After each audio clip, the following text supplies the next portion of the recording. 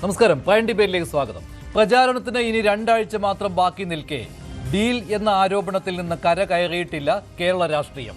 BJP CPM deal എന്നതിനപ്പുറം ഒരു ശക്തമായ രാഷ്ട്രീയ നറേറ്റീവ് സൃഷ്ടിക്കാൻ കഴിയാത്ത അവസ്ഥ. CPM BJP deal deal deal. Kerala രാഷ്ട്രീയത്തിൽ UDFന്റെ ഏക ആയുധം ഇത്രയോ? ജനങ്ങളുടെ മുന്നിൽ ഭരണപരമായ പരാജയങ്ങൾ, സാമ്പത്തിക പ്രതിസന്ധി, നിയമസംരക്ഷണ വീഴ്ചകൾ ഇവയെല്ലാം ചർച്ച ചെയ്യാതെ ഒരു ഡീൽ കഥയിലേക്ക് ഒതുങ്ങുന്നുണ്ടോ UDF? മുസ്ലിം വോട്ടുകൾ ഏകീകരിക്കാനുള്ള തന്ത്രമെന്നത് ആർക്കും മനസ്സിലാക്കാവുന്ന രാഷ്ട്രീയ ആയുധം. CPM-ഉം BJP-യും തമ്മിൽ രഹസ്യധാരണയുണ്ടെന്ന് ആവർത്തിച്ച് പറയുമ്പോൾ അതിന് തെളിവെന്ത്? അല്ലെങ്കിൽ ഇതൊരു രാഷ്ട്രീയ ഡൈവർഷൻ ടാക്ടിക്സ് ആണോ?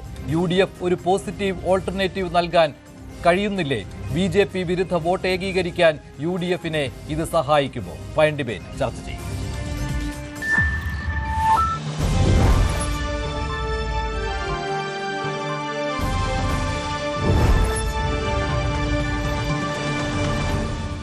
നാമനിർദ്ദേശ പത്രിക സമർപ്പിക്കാനുള്ള സമയം അവസാനിച്ചു. ഇനി 2 ആഴ്ച മാത്രമാണ് തെരഞ്ഞെടുപ്പ് പ്രചാരണത്തിന് ഉള്ളത്. ഈ സമയത്തും ഡീൽ എന്ന ആരോപണത്തിൽ കുടുങ്ങിക്കിടക്കുകയാണ് തെരഞ്ഞെടുപ്പ് രാഷ്ട്രീയം. CPM-ഉം BJP-യും തമ്മിൽ രഹസ്യധാരണയുണ്ട് എന്നുള്ള കാര്യം ഇന്നും കോൺഗ്രസ് നേതാക്കൾ ആവർത്തിക്കുകയായിരുന്നു. ഓരോ നേതാക്കളുടെയും പ്രതികരണം. അത് അദ്ദേഹത്തിന്റെ വാക്കുകളിൽ വ്യക്തമാണല്ലോ. അദ്ദേഹം BJP-യുടെ കൊട്ടേഷൻ എടുത്തിരിക്കുകയാണ്.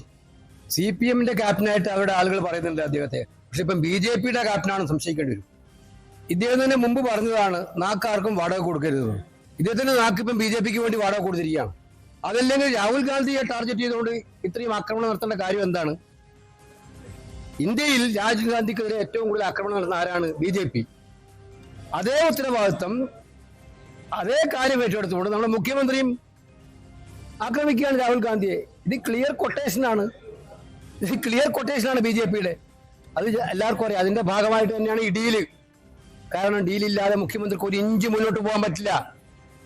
ബന്ധുക്കളെയും സ്വന്തക്കാരെയും രക്ഷിക്കാൻ വേണ്ടിയിട്ട് മോഡിയുടെ മുമ്പിൽ സാഷ്ടാംഗം വീണ ആളാണ് കേരളത്തിലെ മുഖ്യമന്ത്രി. കേരളത്തിലെ താല്പര്യങ്ങളല്ല അദ്ദേഹത്തിന്റെ പ്രശ്നം, പാർട്ടി താല്പര്യങ്ങളല്ല അദ്ദേഹത്തിന്റെ പ്രശ്നം.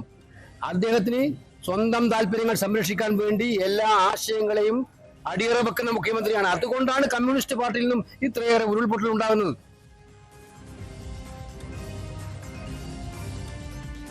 പിണറായി വിജയൻ ഞങ്ങളെ പഠിപ്പിക്കണ്ട, അദ്ദേഹത്തിന്റെ പഴയ മുൻകാല ചരിത്രമൊന്നും പഠിപ്പിക്കണ്ട. അതേ കോലീബി എന്ന് പറയാ, അതിനേക്കാളും മുമ്പുള്ള ഒരു ചരിത്രം ഉണ്ടല്ലോ. RSSന്റെ കൂടി പിന്തുണയോടുകൂടിയല്ലേ ജയിച്ചു വന്നത്. 77 അസംബ്ലിയിൽ ജയിച്ചു വന്നത് RSSനോട് പിന്തുണയോടുകൂടിയല്ലേ. അപ്പൊ ഞങ്ങളെ ചരിത്രമൊന്നും മുഖ്യമന്ത്രി ഓർമ്മിപ്പിക്കണ്ട. മുഖ്യമന്ത്രിയുടെ ചരിത്രം ഇതാണ്, മനസ്സിലായില്ലേ? ഈ ഡീലാണ്.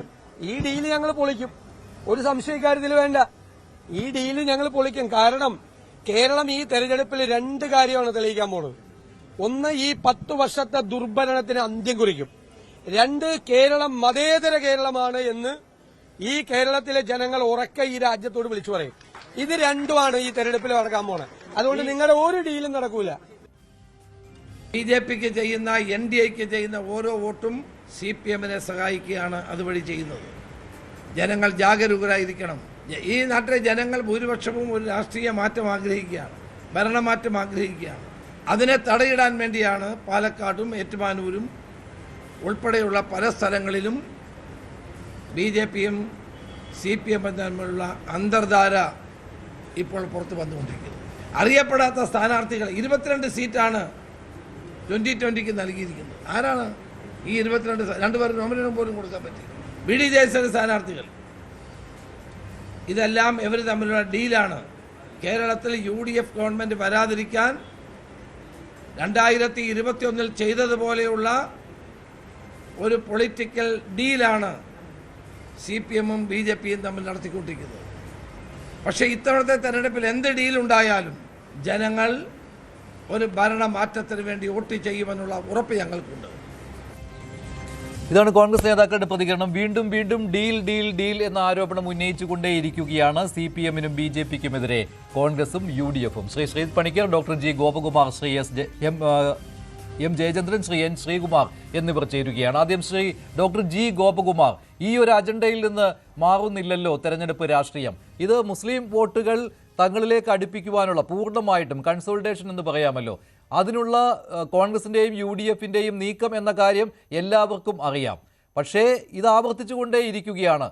പ്രചാരണം തീരുന്നതുവരെ ഈ ഒറ്റ ഡീലിൽ കുടുങ്ങിക്കിടക്കേണ്ടി വരുമോ കേരള രാഷ്ട്രീയം?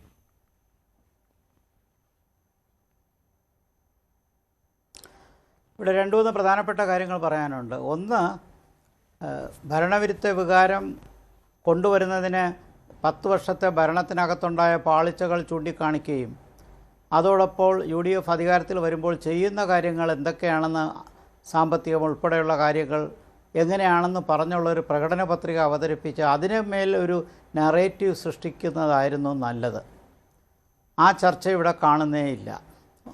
രണ്ടാമത്, ഈ ഡീലിൻ്റെ കാര്യം പറയുമ്പോൾ ഈ 2 മുന്നണികളും പരസ്പരം ഇത്തരം ആരോപണങ്ങൾ പണ്ടും ഉന്നയിച്ചിട്ടുണ്ട്. അങ്ങനെ പണ്ട് ഉന്നയിച്ചതിൻ്റെ പ്രശ്നം ഒലീബി സഖ്യമാണെന്ന് അന്ന് പഴയ ഇടതുമുന്നണി പറഞ്ഞിട്ടുണ്ട്. ഇപ്പോഴത് തന്നെ അതേ ആരോപണം തിരിച്ച് LDF-ൻ്റെ മേൽ ആഞ്ഞടിക്കുമ്പോൾ താങ്കൾ ചൂണ്ടിക്കാണിച്ചതുപോലെ ഇവിടെ ഉദ്ദേശിക്കുന്നത് ഒരു മൈനോറിറ്റി കൺസോളിഡേഷനാണ്. അപ്പോൾ BJP ആ നിലയ്ക്ക് ഒരു ഹിന്ദുത്വ പാർട്ടിയാണെന്നും അതിനെ എതിർക്കേണ്ടത് അത്യാവശ്യമാണെന്നും അതിൻ്റെ ഇടതുമുന്നണി അതിനോട് കൂട്ടിച്ചേർന്നിരിക്കുകയാണ് എന്ന് പറയുമ്പോൾ തീർച്ചയായിട്ടും ഒരു മൈനോറിറ്റി കൺസോളിഡേഷനുള്ള വഴി തെളിയിക്കുന്നു. പക്ഷേ അതിൻ്റെ പ്രായോഗികത ആലോചിച്ച് നോക്കുമ്പോൾ നമുക്ക് തമാശയാണ് തോന്നുന്നത്. കാരണം 2 കൂട്ടരും ഇടതുമുന്നണിക്കകത്തുള്ള ഹിന്ദു ബേസ് വോട്ടേഴ്സിനിടയിൽ അത് ഐഡിയോളജിക്കലായിരിക്കാം, വർഗീയമല്ല. BJP ഒരു ഹിന്ദുത്വ പാർട്ടിയാണ്. ഇത് 2 കൂട്ടരും ഒരേ ബേസിൽ തന്നെ ആക്ടിവേറ്റ് ചെയ്യുമ്പോൾ വലിയ ഹിന്ദു ഭൂരിപക്ഷമൊന്നും ഇല്ലാത്ത ഈ കേരളത്തിൽ ഇടതുമുന്നണിക്ക് അതുകൊണ്ട് നേട്ടമുണ്ടാവുകയില്ല, നഷ്ടമേ ഉണ്ടാവുകയുള്ളൂ. ഇത് ഒരുപക്ഷെ മറ്റാരെക്കാൾ ഇടതുമുന്നണിക്ക് അറിയാമെന്ന് ഉള്ളൊരു വസ്തുതയാണ്. മാത്രമല്ല, പഴയ സ്ട്രാറ്റജി അനുസരിച്ച് ഇപ്പോൾ അന്തർദേശീയ പ്രശ്നങ്ങൾ, ഇറാൻ ഉൾപ്പെടെയുള്ള കാര്യങ്ങൾ പറഞ്ഞ്, പാലസ്തീൻ ഉൾപ്പെടെയുള്ള കാര്യങ്ങൾ പറഞ്ഞ് മൈനോറിറ്റി കൺസോളിഡേഷന് വേണ്ടി ഇടത് പണ്ട് ശ്രമിച്ചത്, ആ പന്തിപ്പോൾ UDF-ൻ്റെ കോർട്ടിൽ നിന്ന് LDF-ലേക്ക് തട്ടിയിട്ടിരിക്കുകയാണ്. അപ്പോൾ വാസ്തവത്തിൽ ഇത് അടിസ്ഥാനമില്ല എന്നേ നമുക്ക് പറയാൻ പറ്റുള്ളൂ. 3, ഇത്രയും കൺഫ്യൂസ്ഡ് ആയിട്ടൊരു ഇലക്ഷൻ കേരളത്തിൽ ഒരിക്കലും ഉണ്ടായിട്ടില്ല. കാരണം ബൈപോളാറിൽ നിന്ന് ട്രൈപോളാറിലേക്ക് വന്നു.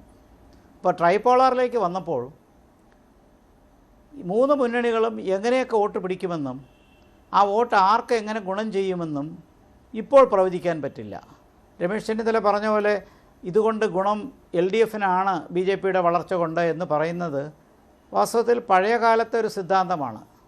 80കളിലൊക്കെ BJP ചെറുതായിട്ടൊക്കെ മത്സരിച്ച് വരുന്ന സമയത്ത് അന്ന് BJP കൊണ്ടുപോകുന്ന വോട്ട് കോൺഗ്രസിൻ്റെ വോട്ടെന്ന് നമുക്ക് പരിഗണിക്കാം. ഇപ്പോഴങ്ങനെയല്ല, തലമുറകൾ മാറി.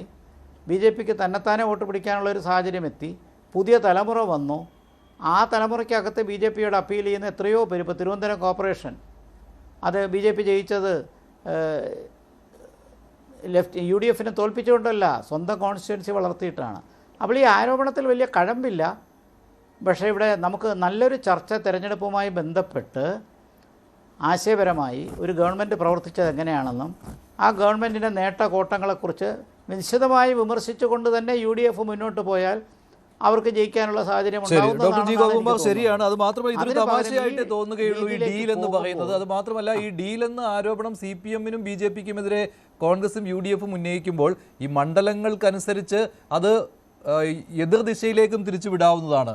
അങ്ങനെയാണെങ്കിൽ UDF-ഉമായിട്ട് ഡീലുണ്ട് BJP-ക്ക് എന്ന് ചില മണ്ഡലങ്ങൾ ചൂണ്ടിക്കാണിച്ചുകൊണ്ട് പറയുവാനും സാധിക്കും.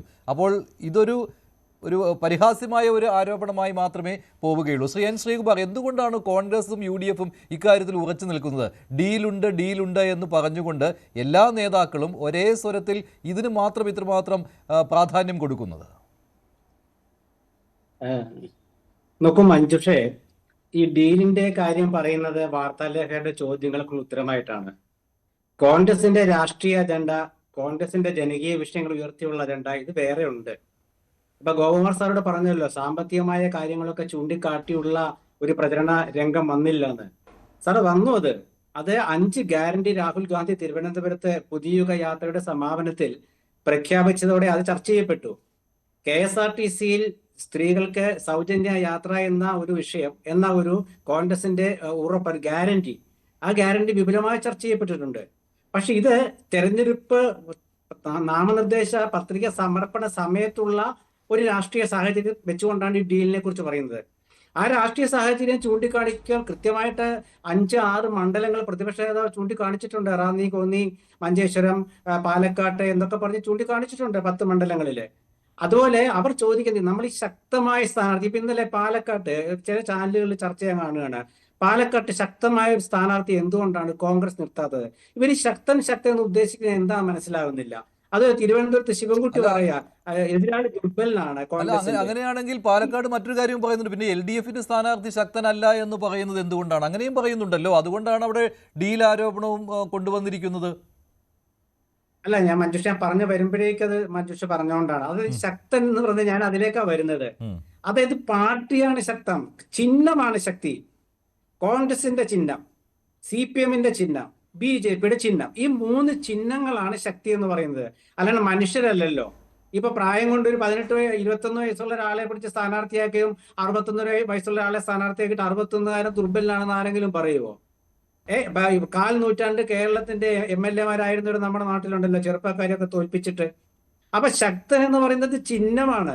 ഇപ്പൊ പാലക്കാട് ചിഹ്നമില്ലാതെയും പൊതു സ്വതന്ത്രന്മാർ അട്ടിമറി വിജയം നേടിയിട്ടുണ്ട്. അവർ അശക്തരായിരുന്നു അന്നൊക്കെ. അല്ല, ഞാൻ പറഞ്ഞു വരട്ടെ. അതായത് പാലക്കാട്ട് എന്തുകൊണ്ടാണ് ഈ ചർച്ചയുടെ തുടക്കം പറയാൻ കാരണം, CPMന്റെ ദൗർബല്യം എന്ന് പറയാൻ കാരണം എന്തുകൊണ്ടെന്ന് വെച്ചാൽ, അവിടെ CPMന്റെ ചിഹ്നം കഴിഞ്ഞ ഉപതെരഞ്ഞെടുപ്പിൽ ഉണ്ടായിരുന്ന ഇക്കുറി ഇല്ല. ഇക്കുറി ആ തെരഞ്ഞെടുപ്പ് ചിഹ്നം അവർക്കില്ല. എന്തുകൊണ്ട് തെരഞ്ഞെടുപ്പ് ചിഹ്നമില്ല? ശക്തമായ CPM എന്തുകൊണ്ട് മത്സരിക്കുന്നില്ല? അതാണ് പാലക്കാട്ടെ ചോദ്യം. നിങ്ങൾ പറഞ്ഞ പൊതു സ്വതന്ത്രൻ എന്ന് പറയുമ്പോൾ ആ പൊതു സ്വതന്ത്രൻ എന്ന വാക്കുകൊണ്ട് ഉദ്ദേശിക്കുന്നത് എന്താണ്? എല്ലാവർക്കും സ്വീകാര്യനായ പൊതുരംഗങ്ങളിൽ വളരെ വ്യത്യസ്തത പുലർത്തുന്ന ശരാശരി മനുഷ്യര്.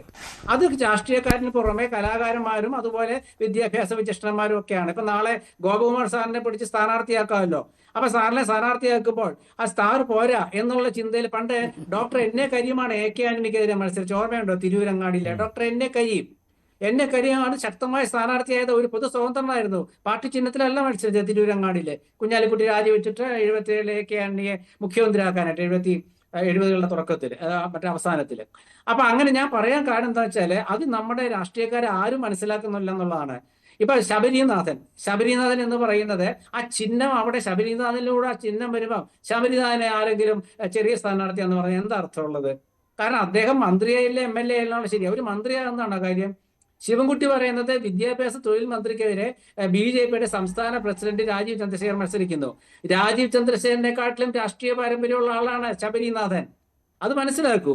ഇതൊന്നും നമ്മൾ മനസ്സിലാക്കാതെ ചുമ്മാ നമ്മൾ വ്യക്തികളെ നോക്കി സാധാരണക്കാർ പറയുന്ന പോലെ നമ്മൾ ചർച്ചയിൽ പറയാൻ എനിക്ക് ആഗ്രഹമില്ല. അതുകൊണ്ടാണ് ഞാൻ പറഞ്ഞത്, UDFന്റെ രാഷ്ട്രീയ അജണ്ട ജനകീയ വിഷയങ്ങളാണ്. അത് ചർച്ച ചെയ്ത് കഴിഞ്ഞിട്ട് ഇലക്ഷന്റെ നാമനിർദ്ദേശ പത്രിക സമർപ്പണ സമയത്തേക്ക് എത്തി. പിന്നെ ഇപ്പൊ ചർച്ച ചെയ്യുന്നത് രാഷ്ട്രീയമായ ചില നിലപാടുകളും സാഹചര്യങ്ങളും. പക്ഷേ ഇതിനകത്ത് കാര്യം എന്ന് പറയുന്നത്, ഇത് എന്തിനു വേണ്ടിയാണ് ഈ ഡീൽ എന്ന് പറയുന്നത് എന്ന് എല്ലാവർക്കും അറിയാം. അതായത് ഇത് ആരാണ് BJPക്കെതിരെയുള്ള പോരാട്ടത്തിൽ ചാമ്പ്യൻ എന്ന് തെളിയിക്കുന്നതിന് വേണ്ടിയാണ്. അപ്പോൾ അതൊരു കൺഫ്യൂഷൻ ഉണ്ടാക്കുന്നതിന് വേണ്ടിയാണ്. CPMും പറയും, കോൺഗ്രസും പറയും, UDFും LDFും പറയും ഞങ്ങളാണ് BJPയെ നേരിടാൻ ശക്തർ എന്ന്, ഞങ്ങളാണ് ശക്തമായി നേരിടുന്നത് എന്ന്. അത് തെളിയിക്കുന്നതിന് വേണ്ടി ഈ ഡീൽ എന്നുള്ള ആരോപണം ഉന്നയിക്കുക. അതിപ്പോൾ CPMും BJPയും തമ്മിലുള്ള ഡീൽ എന്ന് കോൺഗ്രസും UDFും പറയുമ്പോൾ തിരിച്ചും ആരോപണം വരുന്നുണ്ട് പല സ്ഥലങ്ങളിലും. അതും ഇതിനു വേണ്ടിയാണ്. കാരണം ഈ മൈനോറിറ്റി വോട്ടുകൾ, പ്രത്യേകിച്ച് മുസ്ലിം ന്യൂനപക്ഷ വോട്ടുകൾ കിട്ടുന്നതിന് വേണ്ടിയാണ്. ഇതെല്ലാവർക്കും അറിയാവുന്ന കാര്യമാണ്. ശ്രീ പണിക്കർ, ഇതല്ലേ അതിൻ്റെ വാസ്തവം? ഇത് UDFന് ഗുണം ചെയ്യുമോ അതോ തിരിച്ചടി ഉണ്ടാകുമോ? താങ്കളുടെ ഒരു നിരീക്ഷണം എന്താണിപ്പോൾ? ശ്രീ മഞ്ജുഷ്, ഇങ്ങനെയുള്ള ഒരു സാഹചര്യത്തിൽ നിശ്ചയമായും ഭരണപരാജയം എന്ന കാര്യത്തിനെ തുടർന്ന് കാണിക്കുക. എന്തുകൊണ്ടാണ് കേരളത്തിലൊരു ഭരണമാറ്റം ഉണ്ടാകേണ്ടത് എന്നതിനെക്കുറിച്ച് വളരെ കൺസോളിഡേറ്റ് ചെയ്തുകൊണ്ട് അവരെ ആർട്ടിക്കുലേറ്റ് ചെയ്യാനായിട്ട് ശ്രമിക്കുക. ഈ കാര്യങ്ങളാണ് ഇവിടെ ചെയ്യേണ്ടത്. പക്ഷേ വീണ്ടും നമ്മളിവിടെ മതത്തിലേക്കും ജാതിയിലേക്കും ഒക്കെ മാത്രം നമ്മുടെ കേരളീയ പൊളിറ്റിക്കൽ സമൂഹം അല്ലെങ്കിൽ അതിൻ്റെ രാഷ്ട്രീയ നേതൃനിരയിലുള്ള ആൾക്കാരൊക്കെ തന്നെ ചുരുങ്ങിപ്പോകുന്നതിൻ്റെ ഉദാഹരണം മാത്രമാണ് ഈ രീതിയിലത്തേക്ക് ഡീൽ എന്ന് പറയുന്നത്. സോളിഡായിട്ടുള്ള എന്തെങ്കിലും ഒരു എവിഡൻസിൻ്റെ അടിസ്ഥാനത്തിലല്ല, മറിച്ച് ചില മണ്ഡലങ്ങളിലുള്ള സ്ഥാനാർത്ഥി നിർണയത്തിൻ്റെ അടിസ്ഥാനത്തിൽ അതാത് രാഷ്ട്രീയ പാർട്ടികൾക്ക് സ്വന്തം സ്ഥാനാർത്ഥികളെ നിർണ്ണയിക്കാനുള്ള അവകാശമുണ്ടെങ്കിലും അവർ പോരായിരുന്നു എന്നാണ് ഇവരൊക്കെ പറയുന്നത്. അതായത് സ്വന്തം സ്ഥാനാർത്ഥി നിർണയത്തിലുണ്ടായിരുന്ന അടിപൊളിയെല്ലാം തീർത്തിട്ട് ഇനി മറ്റുള്ള ആൾക്കാർ ആരെയൊക്കെയാണ് വെക്കേണ്ടത് എന്നതിനെക്കുറിച്ച് കോൺഗ്രസ് അഭിപ്രായം പറയുകയാണ്. ഇത് ഒരു ദിവസമോ ഒരു വിഷയത്തിലോ ഉള്ള കാര്യമാണ് എങ്കിൽ ഓക്കെയാണ്. പക്ഷേ ഇത് എല്ലാ നേതാക്കന്മാരും നിരന്തരം അത് തന്നെ പറഞ്ഞുകൊണ്ടിരിക്കുന്നു. തന്നെയുമല്ല ദിവസങ്ങളോളം ഇത് നീളുകയാണ്. എനിക്ക് തോന്നുന്നു ഇതിപ്പോൾ ഇങ്ങനെ ആദ്യമായിട്ടൊരു സ്റ്റേറ്റ്മെന്റ് വന്നതിന് ശേഷം 4-5 ദിവസമായിട്ടുണ്ട് എന്നാണ് എനിക്ക് തോന്നുന്നത്. ഭാവനാപൂർണ്ണമായിട്ടുള്ള പുതിയൊരു അജണ്ടയും മുന്നോട്ട് വെക്കാനായിട്ട് കോൺഗ്രസിന് സാധിക്കുന്നില്ല എന്നുള്ളത് കാര്യമായിട്ടുള്ള ഒരു പ്രശ്നമാണ്. ഇപ്പോൾ CPM-നെ സംബന്ധിച്ചിടത്തോളം അതൊരു ഈസിയർ എസ്കേപ്പ് റൂട്ടാണ്. കാരണം ഇവിടെ ചർച്ച ചെയ്യപ്പെടേണ്ടതായിട്ടുള്ള അഴിമതിയുമായി ബന്ധപ്പെട്ടതാണെങ്കിലും സാമൂഹ്യ അരക്ഷിതാവസ്ഥയുമായി ബന്ധപ്പെട്ട കാര്യങ്ങളാണെങ്കിലും ഭരണപരാജയവുമായി ബന്ധപ്പെട്ട കാര്യങ്ങളാണെങ്കിലും ഒക്കെ തന്നെ നിരത്തി അത് വെച്ചിട്ട് CPM-നെ കോൺഫ്രണ്ട് ചെയ്യേണ്ടതിനുള്ള സാധ്യതകളെ ഇവർ ഉപയോഗിക്കാനായിട്ട് തയ്യാറാകുന്നില്ല എന്നുള്ള വലിയൊരു പ്രശ്നമുണ്ട്. അപ്പോൾ അത് എന്തുകൊണ്ടാണ്? ഒരു ദിവസം ഒരു പക്ഷേ ചർച്ച ചെയ്യാമായിരുന്ന ഒരു വിഷയം 4-5 ദിവസത്തോളം ചർച്ച ചെയ്യുക എന്ന് പറയുമ്പോൾ തന്നെ അതിൻ്റെ ഉദ്ദേശം ഇവിടുത്തെ മൈനോറിറ്റി കൺസോളിഡേഷൻ തന്നെയാണ്. അക്കാര്യത്തിൽ യാതൊരു വിധത്തിലുള്ള തർക്കവുമില്ല. അതുകൊണ്ട് തന്നെയാണ് ഇപ്പോൾ ഞാൻ മുമ്പ് ചർച്ചയിൽ പറഞ്ഞിരുന്ന ഒരു കാര്യമാണ്. അതായത് CPM-നെ സംബന്ധിച്ചിടത്തോളം ചില സീറ്റുകളിൽ BJP ജയിച്ചാൽ അതിന് പ്രത്യേകിച്ച് ഒരു ഡീലും ഇല്ലെങ്കിൽ പോലും അത് CPM-ന് ഗുണകരമാണ്. ഇപ്പോൾ ഉദാഹരണത്തിന് മഞ്ചേശ്വരം അല്ലെങ്കിൽ പാലക്കാട്, ഈ 2 മണ്ഡലങ്ങളിൽ നിലവിൽ ജയിച്ചിരിക്കുന്നത് UDF ആണ്. അപ്പോൾ അവർക്ക് ആ 2 സീറ്റുകൾ നിലനിർത്താനായിട്ട് സാധിക്കുകയാണ് എങ്കിൽ അവർക്ക് അഡീഷണൽ ആയിട്ടുള്ള കുറേ സീറ്റുകൾ കൂടി കിട്ടിക്കഴിഞ്ഞാൽ ഇത്തവണ ഭരണമാറ്റം അവർക്ക് പുൾ ഓഫ് ചെയ്യാനായിട്ട് സാധിക്കുന്ന ഒരു കാര്യമാണ്. അപ്പോൾ CPM-നെ സംബന്ധിച്ചിടത്തോളം സത്യത്തിൽ അവരുടെ ആവശ്യം പുതുതായിട്ടുള്ള 10-30 സീറ്റുകൾ അവർക്ക് കിട്ടാതിരിക്കുക എന്നതിനോടൊപ്പം തന്നെ നിലവിൽ കയ്യിലുള്ള സീറ്റുകൾ അവർക്ക് റീറ്റെയിൻ ചെയ്യാനായിട്ട് സാധിക്കാതിരിക്കുക എന്നുള്ളതാണ്. അപ്പോൾ നമുക്കറിയാവുന്നൊരു മണ്ഡലമാണ് മഞ്ചേശ്വരം. അവിടെ മുസ്ലിം ലീഗും BJP-യും തമ്മിൽ നേർക്കുനേർ മത്സരമാണ്. പാലക്കാട് കോൺഗ്രസും BJP-യും തമ്മിൽ നേർക്കുനേർ മത്സരമാണ്. CPM ഈ 2 സ്ഥലങ്ങളിലും ചിത്രത്തിലില്ല. 3-ാം സ്ഥാനത്താണ്, ഡിസ്റ്റന്റ് 3rd ആണ് അവരെല്ലായ്പ്പോഴും വരിക. അങ്ങനെ വരുന്ന ഒരു പാർട്ടിയെ സംബന്ധിച്ചിടത്തോളം അവിടെ കുറച്ചുകൂടി ദുർബലനായിട്ടുള്ള ഒരു സ്ഥാനാർത്ഥിയാണ് ഇടുന്നത് എങ്കിൽ അവിടെ ഏതെങ്കിലും തരത്തിലുള്ള ഒരു കൺസോളിഡേഷൻ, വോട്ടർ കൺസോളിഡേഷൻ അവിടെ ഉണ്ടാവുകയാണ് എങ്കിൽ അത് BJP-ക്ക് ജയസാധ്യത ഉണ്ടാക്കുന്നുണ്ട് എങ്കിൽ പ്രത്യേകിച്ച് ഡീലില്ലാതെ തന്നെ അവർക്കത് ചെയ്യാൻ കഴിയും. കാരണം അവരെ സംബന്ധിച്ചിടത്തോളം BJP-യുടെ 2 MLA-മാർ അടുത്ത നിയമസഭയിൽ ഉണ്ടാവുക എന്നതിനേക്കാൾ വലിയൊരു പ്രശ്നമാണ് കോൺഗ്രസ് അധികാരം പിടിക്കുക എന്നുള്ളത്. അപ്പോൾ ഡീൽ ഇല്ലാതെ തന്നെ ചെയ്യാൻ കഴിയുന്ന ചില കാര്യങ്ങളാണ്. ഇപ്പോൾ പാലക്കാട് നമ്മൾ ആരെങ്കിലും കരുതുന്നുണ്ടോ? NMR റസാഖ് എന്ന് പറയുന്ന ഒരു സ്ഥാനാർത്ഥിയെ CPM പ്ലേസ് ചെയ്തിരിക്കുന്ന സമയത്ത് പാലക്കാട് ജില്ലയിൽ വലിയ പാരമ്പര്യമുള്ള കമ്മ്യൂണിസ്റ്റ് നേതാക്കളെ കിട്ടാഞ്ഞിട്ടല്ല, യുവാക്കളായിട്ടുള്ള നേതാക്കളെ കിട്ടാഞ്ഞിട്ടല്ല. സരിൻ കഴിഞ്ഞ തവണ വലിയ മത്സരം ഉണ്ടായിരുന്നപ്പോൾ പോലും അതിനു മുമ്പ് CPM ഉണ്ടായിരുന്നതിനേക്കാൾ കൂടുതൽ വോട്ട് പിടിച്ച ഒരു സ്ഥാനാർത്ഥിയാണ്. അപ്പോൾ അദ്ദേഹത്തിനെ അവിടെ മാറ്റി വേറൊരാളിനെ അവിടെ ഇടുന്ന സമയത്തുള്ള സന്ദേശം വളരെ ക്ലിയർ ആണ്. അവിടെയുള്ള ഡെമോഗ്രാഫിക് പരിഗണനകൾ എന്തൊക്കെയാണ്, ഏത് രീതിയിലത്തേക്ക് വോട്ട് സ്പ്ലിറ്റ് ചെയ്യുന്നതിന് വേണ്ടിയിട്ടാണ് അവർ താല്പര്യപ്പെടുന്നത്. അതിന് ഡീലൊന്നും വേണമെന്നില്ല. വളരെ ബ്ലേറ്റൻ്റ് ആയിട്ട് ഈ രീതിയിലത്തേക്ക് ഒരു ഡീലിൻ്റെ അടിസ്ഥാനത്തിൽ ആൾക്കാർ എങ്ങനെ ചെയ്യുമോ എന്ന് ചോദിച്ചു കഴിഞ്ഞാൽ അങ്ങനെയൊന്നും ചെയ്യാനുള്ള സാധ്യതയില്ല. അങ്ങനെ ചെയ്യണമെങ്കിൽ നമുക്ക് പറയാൻ പറ്റുന്ന ആരോപണം കോൺഗ്രസിനെതിരെയാണ്. കാരണം കേരള ചരിത്രത്തിൽ തന്നെ നിയമസഭയിലേക്ക് ഒരൊറ്റ സീറ്റ് BJP-ക്ക് കിട്ടിയിരുന്ന ആ ഒരു തെരഞ്ഞെടുപ്പുണ്ട്.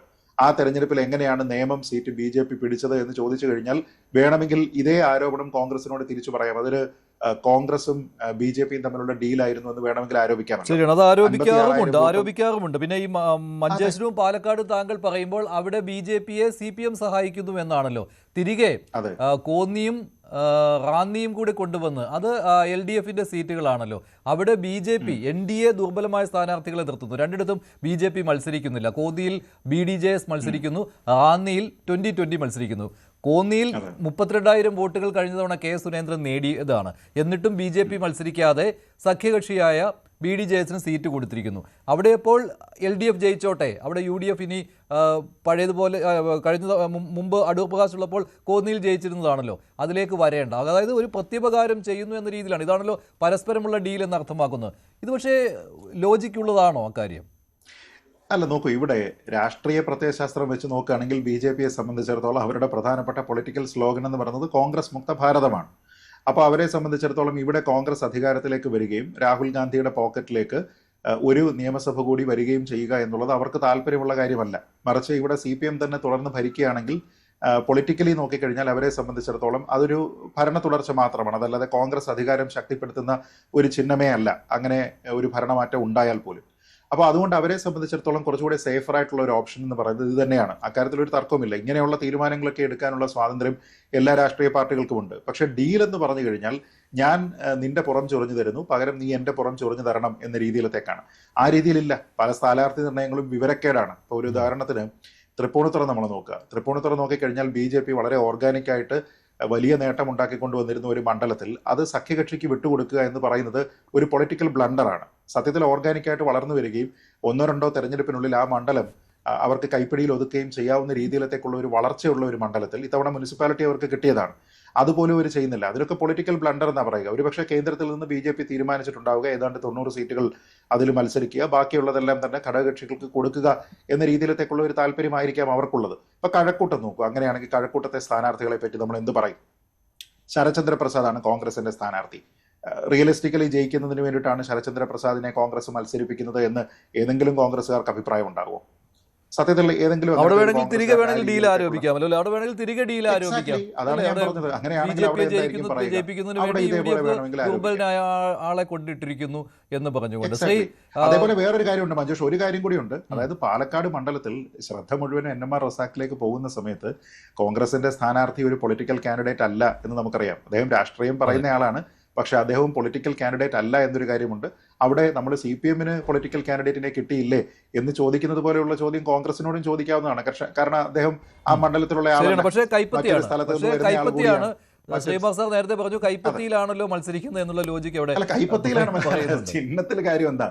ചിഹ്നത്തിൽ കാര്യം ഇപ്പൊ ചിഹ്നത്തിൽ CPM-ന്റെ അരിവാൾ ചുറ്റിക നക്ഷത്രത്തിൽ മത്സരിച്ചിട്ടാണോ KT ജലീലും മന്ത്രിയായി? ഞാൻ നേരത്തെ ചോദിച്ചിരുന്നു, പൊതുസ്വതന്ത്രന്മാർ അട്ടിമറി വിജയം നേടിയിട്ടുള്ളതാണല്ലോ ശക്തരായ സ്ഥാനാർത്ഥികൾക്ക് എതിരെ എന്നുള്ള കാര്യം. ശ്രീ M ജയചന്ദ്രൻ, ഇങ്ങനെ ഡീല് വന്നാലും മറ്റൊരു പ്രശ്നമുണ്ട് കേട്ടോ. അവിടെ മൈനോറിറ്റി വോട്ട്സ് പെട്ടെന്ന് കൺസോളിഡേറ്റ് ചെയ്യുമ്പോൾ ആർക്കാണോ ജയസാധ്യത കൂടുതൽ അവരിലേക്ക് പോകും. അപ്പോൾ ഈ പറയുന്ന പാലക്കാട് നിങ്ങൾ BJP-യുമായിട്ട് ഡീല് വെച്ചിട്ടുണ്ടെങ്കിൽ മുസ്ലിം വോട്ടുകളുടെ കൺസോളിഡേഷൻ മുമ്പ് ഈ ശ്രീധരനെതിരെ വന്നതുപോലെ, അത് ഷാഫി പറമ്പിലെ കേന്ദ്രീകരിച്ചതുപോലെ, അത് രമേശ് പിഷാരടിയിലേക്ക് കേന്ദ്രീകരിച്ചു കഴിഞ്ഞാൽ ഈ പറയുന്ന ഡീൽ തന്ത്രം അവിടെ പാളും. അത് തന്നെ കാസർഗോഡും സംഭവിക്കാം. അതെ, ഇപ്പൊ ഇത് പിന്നെ മഞ്ജുഷ, ഇതൊരു ചെറിയ ഒരു സംഗതിയല്ല തീരുമാനം എന്ന് പറയുന്നത്. ഇത് കോൺഗ്രസിന്റെ അഖിലേന്ത്യാ നേതൃത്വം, അതായത് AICC ഉൾപ്പെടെ എടുത്ത തീരുമാനത്തിന്റെ ഭാഗമായിട്ടാണ് ഇത് വരുന്നത് എന്നാണ് ഞാൻ വിചാരിക്കുന്നത്. കാരണം ഈ രണ്ടാം പിണറായി സർക്കാരിന്റെ കാലത്ത് പിന്നെ ലോക്സഭാ ഇലക്ഷന് ശേഷം തുടങ്ങിയ ഒരു പ്രചാരണമുണ്ട്, ലെഫ്റ്റ് ഹിന്ദുത്വ. അത് ജമാഅത്തയുടെ ഹാൻഡിൽ നിന്നാണ് അത് അത്തരം പ്രചരണം പൊട്ടിപ്പുറപ്പെടുന്നത്, താങ്കൾക്കും അറിയുമല്ലോ. ആ ലെഫ്റ്റ് ഹിന്ദുത്വ അതിന്റെ മൂർധന്യത്തിലേക്ക് കൊണ്ടുവരുന്നത് 2024 നവംബറിൽ നടന്ന പാലക്കാട് ബൈ ഇലക്ഷനിലൂടെയാണ്. അപ്പോ ആ പിന്നെ ലെഫ്റ്റ് ഹിന്ദുത്വം അങ്ങ് മൂപ്പിച്ച് നിർത്തുകയാണ്. പക്ഷേ ബോധപൂർവം ഒരു കാര്യം ആരും പറയില്ല, ഈ പൊളിറ്റിക്കൽ ഹിന്ദുത്വ വേഴ്സസ് പൊളിറ്റിക്കൽ ഇസ്ലാം എന്നൊരു നില കേരളത്തിൽ കുറച്ചു കാലമായിട്ട് നിലനിൽക്കുന്നത് നോക്കിയാൽ ഈ കോൺഗ്രസിന് അതിലെന്തെങ്കിലും പങ്കുണ്ടോ? അതിനെ വിമർശിക്കുന്നതിലോ എതിർക്കുന്നതിലോ പിന്നെ ചെറുതാക്കുന്നതിലോ? ഈ പൊളിറ്റിക്കൽ ഹിന്ദുത്വയെ എതിർക്കുന്നതിലോ വിമർശിക്കുന്നതിലോ ചെറുതാക്കുന്നതിലോ കോൺഗ്രസിന് പങ്കുമില്ല. പൊളിറ്റിക്കൽ ഇസ്ലാമിനെ വിമർശിക്കുന്നതിലോ ചെറുതാക്കുന്നതിലോ എതിർക്കുന്നതിലോ കോൺഗ്രസിന് പങ്കുമില്ല എന്നുള്ളതാണ് യാഥാർത്ഥ്യം. പക്ഷെ എപ്പോഴും അവർക്ക് അതിന്റെ നേട്ടങ്ങൾ വേണം. ആ നേട്ടങ്ങൾക്കാണ് ജമാഅത്തെ ഇസ്ലാമിയെ കൊണ്ട് ഇത് ഉന്നയിപ്പിക്കുന്നത്. അപ്പൊ ജമാഅത്തെ ഇസ്ലാമി ഇപ്പോ മുസ്ലിം ലീഗിന്റെ അവരെ ഹൈജാക്ക് ചെയ്തില്ല. മുസ്ലിം ലീഗിന്റെ ഈ ഐഡിയോളജിക്കൽ പിന്നെ ഹെഗമണി ഇവർക്കാണല്ലോ. ആശയപരമായ മേധാവിത്വം ഇപ്പൊ മുസ്ലിം ലീഗിൽ ജമാഅത്തെ ഇസ്ലാമി നേടിക്കഴിഞ്ഞിട്ടുണ്ട്. അതിന്റെയും കൂടെ ഭാഗമായിട്ടാണ് ഡീൽ ആരോപണം വരുന്നതെന്ന് ഓർക്കണം. അത് പ്രധാനപ്പെട്ട ഒരു കാര്യമാണ്. അത് വെറുതെ ഉന്നയിക്കുന്നതുമല്ല. പിന്നെ ഈ തെളിവെന്താണ് എന്നാണ് നിങ്ങൾ പറഞ്ഞ ഒരു മേശയ്ക്ക് ചുറ്റും ഇരുന്നു കൊണ്ട് ഇങ്ങനെ ഒരു ഡീൽ ഉണ്ടാക്കി എന്നുള്ളതാണോ? അല്ല, പറയട്ടെ, ഇത് പാലക്കാട് ആരോപണം കൊണ്ടുവരുന്നതാണെന്നാണ്. അല്ല, പാലക്കാട് ബൈ ഇലക്ഷനിൽ മഞ്ജുഷ നടന്ന ഒരു പ്രധാനപ്പെട്ട കാര്യം എന്താണെന്ന് അറിയില്ലേ? പിന്നെ സന്ദീപ് വാര്യരെ കോൺഗ്രസിലേക്ക് കൊണ്ടുവന്നത് വഴി ആകർഷിക്കാൻ കഴിഞ്ഞ കുറേയേറെ ഹിന്ദുത്വ വോട്ടുകളുണ്ട്. അത് വളരെ പ്രധാനമാണ്. അത് പക്ഷെ ആരും ചർച്ച ചെയ്യില്ല. സന്ദീപ് വാര്യരെ കൊണ്ടുവന്നത് കിട്ടിയ ഏറ്റവും വലിയ നേട്ടം ആ സമയത്ത് അതായിരുന്നു. അത് വസ്തുതയുമാണ്. പക്ഷെ അതല്ല ചർച്ചയ്ക്ക് വരുന്നത്. പിന്നെ ഈ ഇടതുപക്ഷം പിന്നെ മൃദുഹിന്ദുത്വ സമീപനം സ്വീകരിക്കുന്നു എന്നുള്ളത് പ്രചരിപ്പിക്കാനാണ് താല്പര്യവും. അതിനുള്ള ഒരു ഭ്രാന്തമായ താല്പര്യം മറ്റ് ഇത് മാധ്യമങ്ങൾക്കടക്കം ഉണ്ട് താനും. അത് നമ്മൾ കാണുന്നുണ്ട്. ഇരിക്കട്ടെ, അതൊന്നും കുഴപ്പമില്ല. ഇപ്പോ ഈ റസാഖിന്റെ കാര്യം പറയുന്നു. റസാഖ് എങ്ങനെയാണ് ദുർബലനാവുന്നത് മഞ്ജുഷേ? റസാഖ് ആ നിലയ്ക്ക് വിലയിരുത്തുമ്പോൾ ശക്തനല്ലേ വാസ്തവത്തിൽ? കാരണം LDFന്റെ ബേസ് വോട്ട് പ്ലസ് റസാഖിന്റെ സമുദായ വോട്ടുകൾ പ്ലസ് റസാഖ് ഒരു ഹോട്ടലിയർ എന്നുള്ള നിലയിൽ, ബിസിനസ്സുകാരൻ എന്നുള്ള നിലയിൽ പാലക്കാട് മണ്ഡലത്തിൽ അദ്ദേഹത്തിനുള്ള വമ്പിച്ച സ്വാധീനം, ഇത് മൂന്നും കൂടെ ചേർത്താൽ അദ്ദേഹത്തിന് വിജയിക്കാൻ എന്താണ് തടസ്സം? എന്താണ് അവിടെ പ്രതിബന്ധമായി നിൽക്കുന്ന ഘടകങ്ങൾ എന്തെങ്കിലും ഉണ്ടോ? Easy walk over ആർക്കുമില്ല. റസാഖിന് മറ്റുള്ളവരെക്കാളും കുറച്ച് കൂടുതലാണെന്ന് ഞാൻ പറയും. ഇതാണ് ഇക്വേഷൻ എങ്കിൽ അതെന്താണ് പരിഗണിക്കാത്തത്? അപ്പം അത് പരിഗണിക്കാൻ പാടില്ലാത്ത വിധം പുതിയ നറേറ്റീവ്സ് ഉണ്ടാക്കുക എന്നുള്ളത് അവരുടെ ആവശ്യമാണ്. അതാണ് പ്രശ്നം. ആ നറേറ്റീവ്സ് ആണ് ഈ കാണുന്നത്. അത് ചെലവാവില്ലാന്നേ. അതിന്റെ കാലം കഴിഞ്ഞു പോയി ശ്രീകുമാറെ, അത് നടക്കില്ല. ആ കാലം കഴിഞ്ഞുപോയി കേരളത്തിൽ. ഇപ്പോ ഈ 5 വർഷക്കാലത്തേക്ക്, ഈ 5 വർഷക്കാലം മുഴുവനും ഞാൻ ഈ പറഞ്ഞ രണ്ടാം പകുതി മുതൽ എന്ന് തന്നെ പറയാം കൊണ്ടുവരികയാണ് ഈ ഒരു നറേറ്റീവ്. ലെഫ്റ്റ് ഹിന്ദുത്വ എന്നുള്ള നരേറ്റീവ് കൊണ്ടുവരുന്ന ജമാഅത്തെ ഇസ്ലാമിയാണല്ലോ, തർക്കമില്ല. പക്ഷെ ജമാഅത്തെ ഇസ്ലാമി പറഞ്ഞാൽ അത്ര എന്ത് വിലപ്പവും ഇല്ല സമൂഹത്തിൽ, അല്ലെങ്കിൽ ക്ലച്ച് പിടിച്ചില്ല സമൂഹത്തിൽ എന്നൊരു ധാരണ ഇവർക്കുണ്ട്. അതേസമയം ഡീല് പറഞ്ഞാലോ അത് വേഗം ക്ലച്ച് പിടിക്കും. എവിടെയാണ് ക്ലച്ച് പിടിക്കേണ്ടത്? എവിടെയാണ്? പ്രധാനമായിട്ടും മുസ്ലിം സമുദായത്തിൽ, 2 ക്രൈസ്തവ സമുദായത്തിൽ. ഈ ക്രൈസ്തവ മുസ്ലിം സമുദായങ്ങൾ, ന്യൂനപക്ഷ സമുദായങ്ങളിൽ ഈ ഡീൽ ബാന്ധവം ആരോപിച്ചാൽ അത് സ്വാധീനിക്കാൻ കഴിയണം. അതുകൊണ്ട് ഇവർക്ക് നേട്ടം ഉണ്ടാക്കാൻ കഴിയണം. ഇത് മാത്രമാണ്. ഇത്രയും പെറ്റിയായിട്ടുള്ള ആർഗ്യുമെന്റ്സുമായിട്ടാണ് ഇറങ്ങിയിരിക്കുന്നത്. ഇപ്പോ ഈ നമ്മളിവിടെ ചർച്ചയിൽ പങ്കെടുത്തല്ലോ, രണ്ടുപേരും പറഞ്ഞല്ലോ, ശ്രീജിത്തും പറഞ്ഞു, നമ്മുടെ സാറ് ഗോവ സാറും പറഞ്ഞല്ലോ, ഇതിന്റെ മറ്റു കാര്യങ്ങൾ പറഞ്ഞല്ലോ. ശ്രീകുമാറിനെ സംബന്ധിച്ചോളം ആസ് എ പൊളിറ്റീഷ്യൻ എന്നുള്ള നിലയിലാണ് പുള്ളി ഇടപെടുകയും സംസാരിക്കുകയും ചെയ്യുന്നത്. അതും അദ്ദേഹത്തിന്റെ സൗകര്യവും സ്വാതന്ത്ര്യവും ഞാനൊന്നും പറയില്ല. അവിടെയാണ് പ്രശ്നം. ഇത് ഇങ്ങനെ പറഞ്ഞാൽ സൗകര്യപൂർവ്വം ഇതിനെ BJP ആയിട്ടുള്ള ഡീലെന്ന് വിശദീകരിച്ചാൽ ഈ 2 ന്യൂനപക്ഷങ്ങൾക്കിടയിൽ തങ്ങളുടെ സ്വാധീനം വിപുലീകരിക്കുക എന്നുള്ളതല്ല കോൺഗ്രസ് ഉദ്ദേശിക്കുന്നത്. അവിടെയാണ് പ്രാധാന്യമുള്ള പ്രശ്നം കിടക്കുന്നത്. അവരുദ്ദേശിക്കുന്നത് CPM-ലേക്ക്, ഇടതുപക്ഷത്തേക്ക് പോകാനിടയുള്ള ക്രൈസ്തവ മുസ്ലിം വോട്ടുകൾ പോവാതിരിക്കുക. തങ്ങളുടെ സ്വാധീനം കുറയുമെന്ന് കോൺഗ്രസിന് വിഷമമൊന്നുമില്ല. കാരണം അങ്ങനൊരു ആശങ്കയുമില്ല. ലീഗ് അപ്പുറത്ത് സ്ട്രോങ് ആയിട്ട് നിൽക്കുന്നുണ്ടല്ലോ. ഇവിടെ പ്രശ്നം ഇങ്ങോട്ടുള്ള ഈ ലെഫ്റ്റിലേക്ക് വരാനിടയുള്ള വോട്ടുകൾ, അതിനൊരു ചെക്ക് ഡാം കെട്ടുക, തടയണ കെട്ടുക. അതിനുള്ള ഏറ്റവും ഫലപ്രദമായ മാർഗം എന്ന് പറയുന്നത് ഈ ഡീൽ. ശരി ഡോക്ടർ ജി ഗോപകുമാർ, ഇത് ഇപ്പോൾ തുടങ്ങിയതല്ലല്ലോ. ഇത് BJP വോട്ട് പിടിക്കാൻ തുടങ്ങിയപ്പോൾ മുതൽ ഉള്ള ഒന്നാണ് ഈ ഡീൽ ആരോപണം എന്നുള്ളത്. മുൻകാലങ്ങളിലും ഇത് ഒരു പരിധിവരെയൊക്കെ വിജയിച്ചിട്ടുമുണ്ട്. അപ്പോൾ ആ വിജയമാണല്ലോ ഇപ്പോൾ സ്വാഭാവികമായിട്ടും കോൺഗ്രസിനെയും UDF-നെയും ഇതേ തന്ത്രം തന്നെ ആവർത്തിക്കുവാൻ അവർക്കൊരു അവസരം നൽകുന്നതും അവരതിന് തുനിയുന്നതും.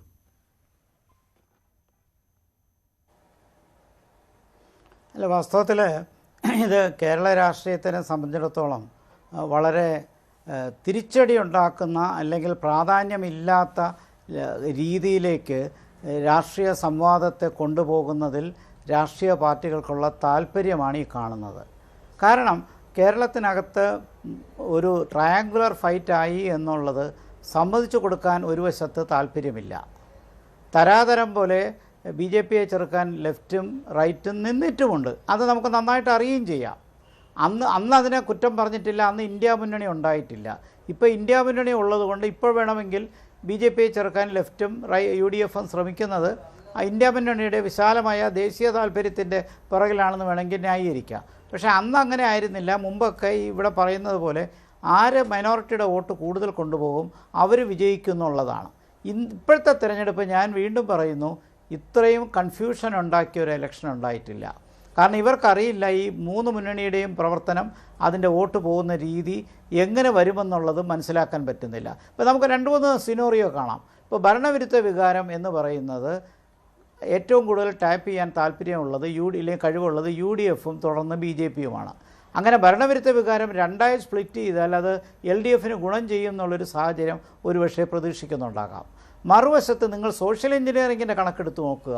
സോഷ്യൽ എഞ്ചിനീയറിങ്ങിൻ്റെ കണക്കെടുത്ത് നോക്കിയാൽ BJP-യും LDF-ഉം ഒരേ സോഷ്യൽ ബേസിനെ ആശ്രയിക്കുകയാണെങ്കിൽ അത് LDF-ന് വലിയ തിരിച്ചടിയല്ലേ ഉണ്ടാവുകയുള്ളൂ. അങ്ങനെ ഒരു ആത്മഹത്യാപരമായ പ്രവൃത്തിയിലേക്ക് LDF പോകുമെന്ന് എനിക്ക് തോന്നുന്നില്ല. 3, ഇവിടെ വോട്ട് ട്രാൻസ്ഫർ എന്നുള്ളൊരു സംഗതി ഈ തിരഞ്ഞെടുപ്പിൽ എളുപ്പമല്ല.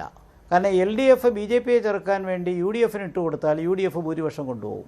മറിച്ച് BJP-യെ ചെറുക്കാൻ വേണ്ടി LDF-ന് UDF ഇട്ട് കൊടുത്താൽ LDF-ന് ഭരണം കിട്ടും. അപ്പോൾ ചുരുക്കത്തിൽ ഇതാണ് ഈ കൺഫ്യൂഷൻ വന്നിരിക്കുന്നത്. ഇത്തരം കൺഫ്യൂഷൻ വന്നിരിക്കുമ്പോൾ ഈ ഡീലെന്ന് പറയുന്നത് വാസ്തവത്തിൽ തിരഞ്ഞെടുപ്പ് രാഷ്ട്രീയത്തെ തന്നെ നിസ്സാരവൽക്കരിക്കുകയാണ്. അങ്ങനെ ലളിതവൽക്കരിച്ച് നിസ്സാരവൽക്കരിച്ച് കൊണ്ടുപോയി ഒരു ചുളുവിൽ വിജയിക്കാൻ പറ്റുന്ന, ഞാൻ ചോദിക്കുന്നതല്ല, ഈ 10 വർഷത്തെ ഭരണത്തിൽ എത്ര പ്രശ്നങ്ങൾ, അഴിമതിയുടെ ഉൾപ്പെടെ, ഇന്നും കോഓപ്പറേറ്റീവ് സൊസൈറ്റിയെക്കുറിച്ചുള്ള അഴിമതി ആരോപണം വരുന്നു. ഇതൊന്നും ക്യാപ്ചർ ചെയ്യാതെ ആദ്യത്തെ കുറേ ദിവസം സുധാകരൻ്റെ പിറകെ നടന്നു ചാനലുകാരൊക്കെ. ഇപ്പോൾ വന്ന് ഡീലിൻ്റെ പിറകെ നടക്കുന്നു. എന്തുകൊണ്ടൊരു ഗവൺമെൻറ്റിൻ്റെ 10 വർഷമോ അല്ലെങ്കിൽ 5 വർഷത്തെ പ്രവർത്തനത്തെ വിലയിരുത്തി നല്ലൊരു ആശയസംവാദം UDF LDF നടത്തുന്നില്ല? അതല്ലേ ജനങ്ങൾക്ക് ആഗ്രഹം. ഇത് ഇങ്ങനെയുള്ള രാഷ്ട്രീയത്തിൽ എന്തിനേക്കാണ് കൊണ്ടുപോകുന്നത്? അപ്പോൾ കേരള രാഷ്ട്രീയത്തിൽ ജാതിയില്ല എന്ന് പറഞ്ഞിട്ട് വീണ്ടും വർഗീയതയിലേക്ക് കൊണ്ടുപോകുന്നത് ഈ പ്രമുഖ മുഖ്യധാര രാഷ്ട്രീയ പാർട്ടികളല്ലേ? അപ്പോൾ വീണ്ടും അതല്ലേ കൊണ്ടുവരുന്നത്? പൊളിറ്റിക്സിനെ കമ്മ്യൂണലൈസ് ചെയ്യല്ലേ, ഇലക്ടറേറ്റിനെ കമ്മ്യൂണലൈസ് ചെയ്യാൻ കമ്പലിയല്ലേ ചെയ്യുന്നത്? നിങ്ങൾ സോഷ്യൽ എക്കണോമിക് ആസ്പെക്ട്സിന് ഗവൺമെൻറ് നേടിയ നേട്ടങ്ങളോ പരാജയങ്ങളോ കുറിച്ച് പറയൂ.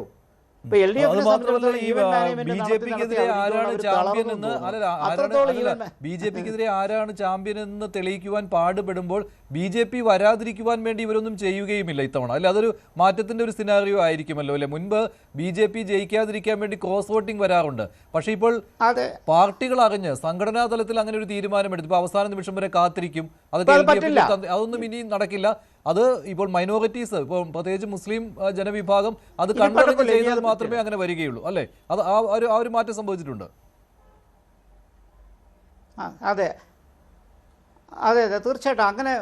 അങ്ങനെ ചെയ്യുമ്പോൾ ഐദർ LDF UDF എന്നുള്ള ഓപ്ഷനേ ഉള്ളൂ. പക്ഷേ ഈ കൊണ്ടുവരുന്ന നറേറ്റീവ് കൺസോളിഡേറ്റഡ് ആയിട്ടുള്ള ഒരു കമ്മ്യൂണിറ്റിയുടെ വോട്ടിനെ മറിക്കാനോ അനുകൂലമാക്കാനോ ആണ്. അങ്ങനെ പറയുമ്പോൾ തീർച്ചയായിട്ടും ഇതും ഒരർത്ഥത്തിൽ ഒരു സോഫ്റ്റ് കമ്മ്യൂണലിസമാണ്, മൃദുല വർഗീയതയാണ് ഈ കാണിക്കുന്നത്. ഈ ചർച്ച കൊണ്ടുവരുന്നത് ഒരു മൃദുല വർഗീയത. ഞാൻ ചോദിക്കുന്നത് അതിനപ്പുറം എന്തുകൊണ്ട് ഈ ഗവൺമെൻറ്റിൻ്റെ പ്രവർത്തനത്തെ വിലയിരുത്തി ഓരോ കാര്യങ്ങളിൽ വിലയിരുത്തിക്കൂടാ? അഴിമതി ഉൾപ്പെടെയുള്ള കാര്യങ്ങൾ, ശബരിമല അല്ലാത്ത അഴിമതിയുണ്ട്, ശബരിമല ഉൾപ്പെടെയുണ്ട്, വിലക്കയറ്റമുണ്ട്, തൊഴിലില്ലായ്മയുണ്ട്, ചെറുപ്പക്കാർ മറ്റ് രാജ്യങ്ങളിലേക്ക് പലായനം ചെയ്യുന്നു, വിദ്യാഭ്യാസ രംഗത്തുള്ള നേട്ടമോ കോട്ടമോ, എന്തൊക്കെ വിഷയങ്ങൾ കിടക്കുന്നു. ഇതിലേക്ക് മാത്രമായിട്ട് കഷ്ടിച്ച് 2 ആഴ്ച ബാക്കി തെരഞ്ഞെടുപ്പിനുള്ള അതിൽ ജനങ്ങൾ ഒരു തീരുമാനം എടുത്തിട്ടുണ്ടാവും. പക്ഷേ ഇവിടെ കൺഫ്യൂസ്ഡ് ആയിട്ടുള്ള ആ ഘടകം വർക്ക് ചെയ്യിക്കാനായിരിക്കുമല്ലോ സ്വാഭാവികമായിട്ടും പാർട്ടികൾ ശ്രമിക്കുക. ശ്രീത് പണിക്കർ, അതായിരിക്കുമല്ലോ UDF ഇല്ല അവിടെ ഉണ്ടാകുന്ന പ്രശ്നം. ഇല്ല ശരി, ഗോപകുമാർ.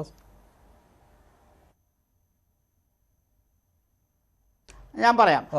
അതാ ഞാൻ പറഞ്ഞിട്ട് ശ്രീജിത്തിന് പറയാം. ഞാൻ പറയാൻ ഉദ്ദേശിച്ചത് ആൻറ്റി ഇൻകംബൻസി ഫാക്ടർ ഹൈലൈറ്റ് ചെയ്യുന്നതിൽ UDFന് കിട്ടുന്ന ഗുണം മറ്റൊന്നിലും കിട്ടത്തില്ല. അതവർ ടാപ്പ് ചെയ്യാതെ ഇങ്ങനെ വഴിമാറി പോകുന്നത് വാസ്തവത്തിൽ അവർ തന്നെ കാണിക്കുന്ന അബദ്ധമാണ്. കാരണം ആൻറ്റി ഇൻകംബൻസിയാണ് ആൾക്കാരുടെ മനസ്സിൽ ഫ്രഷായിട്ടുള്ളത്. പഞ്ചായത്ത് തിരഞ്ഞെടുപ്പിൽ കണ്ട കാര്യമല്ലേ? എന്നിട്ട് ആ വിഷയങ്ങളല്ലേ ഹൈലൈറ്റ് ചെയ്യേണ്ടത്?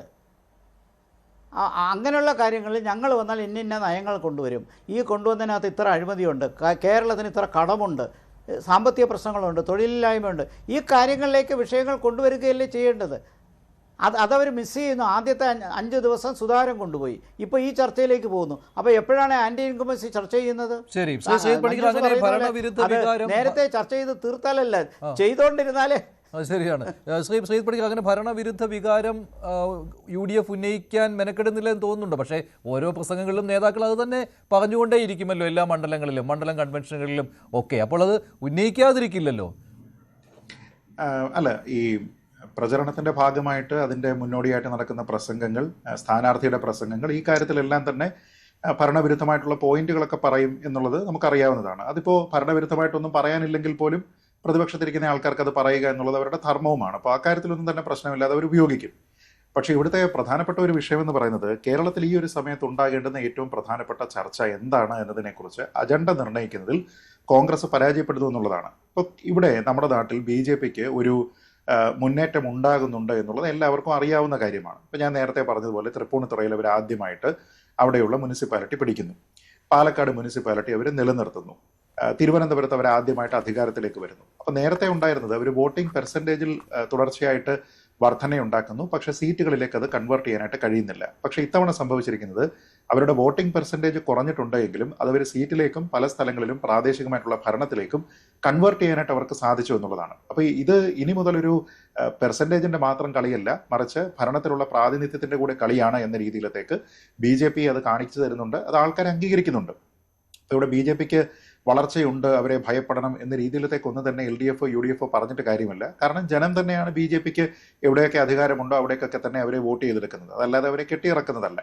അപ്പൊ അതുകൊണ്ട് തന്നെ അങ്ങനെ ഒരു ഭീതി മാത്രം ആൾക്കാരുടെ മനസ്സിൽ വിതച്ചുകൊണ്ട് ഒരു രാഷ്ട്രീയ പ്രവർത്തനം ഒരു സെല്ലിംഗ് പോയിന്റ് ആയിട്ട് കൊണ്ടുപോവുക എന്ന് പറയുന്നത് ശരിയായിട്ടുള്ള ഒരു കാര്യമല്ല. അപ്പൊ ആ സമയത്ത് ഏറ്റവും കൂടുതൽ ആൾക്കാർ ചർച്ച ചെയ്യേണ്ടത് ഈ കഴിഞ്ഞ 5 വർഷത്തെ അല്ലെങ്കിൽ കഴിഞ്ഞ 10 വർഷത്തെ ഭരണത്തിൽ ഏതൊക്കെ കാര്യങ്ങളെയാണ് നിങ്ങൾ എതിർക്കുന്നത്, എന്തുകൊണ്ട് അതിനെ എതിർക്കുന്നു, എവിടെയാണ് ജനവിരുദ്ധമായിട്ടുള്ള കാര്യങ്ങൾ ഉണ്ടായിരിക്കുന്നത്. ചില കാര്യങ്ങൾ വളരെ ഡൈനമിക് ആയിട്ടുള്ള പൊളിറ്റിക്സ് ഉള്ള ഒരു സ്റ്റേറ്റ് എന്ന നിലയിൽ നമ്മുടെ നാട്ടിലുള്ള ആൾക്കാരുടെ ഇമ്മീഡിയറ്റ് മെമ്മറിയിൽ ഉണ്ടാകണമെന്നില്ല. പക്ഷെ അതിനെ ആൾക്കാരുടെ ഇമ്മീഡിയറ്റ് മെമ്മറിയിലേക്ക് കൊണ്ടുപോവുക എന്ന് പറയുന്നതാണ് ഒരു പ്രതിപക്ഷ പാർട്ടിയുടെ ധർമ്മം.